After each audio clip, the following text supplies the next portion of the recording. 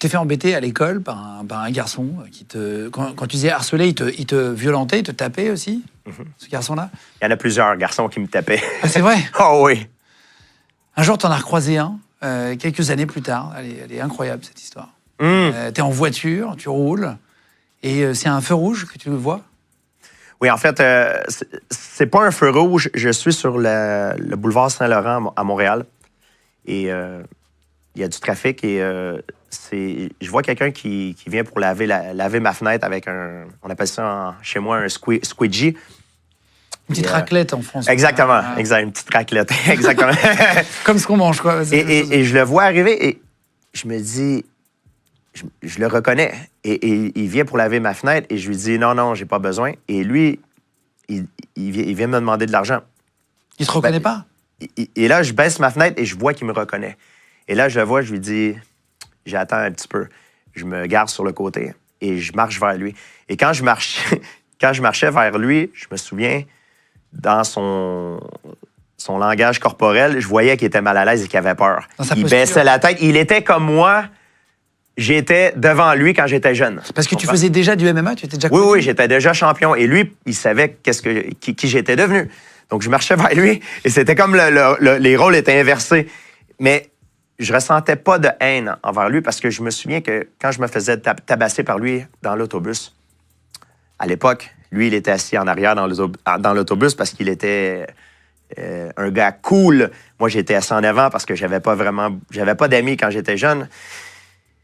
Et il m'insultait, il m'humiliait souvent et il me frappait. Il était plus vieux que moi et souvent, je revenais à la maison avec des marques. Et une fois, mon père, il m'a pris, il m'a mis sur le mur, il m'a dit, « Georges, je veux savoir qu'est-ce qui se passe à l'école, tu as des problèmes. » Et j'ai été obligé de lui dire, j'ai dit, il y a un mec à l'école qui est plus vieux que moi, qui me tabasse.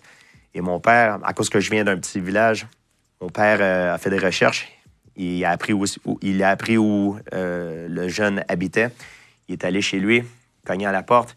Il est allé voir son papa a ouvert la porte. Il a dit, « Excusez, pouvez-vous dire à votre fils d'arrêter d'embêter mon fils? Il doit se concentrer sur ses études. » Et bien sûr, le lendemain, « Ah, t'es allé te plaindre à ton papa? » Et là, j'ai dû me battre encore et tout. J'ai mangé un autre rince.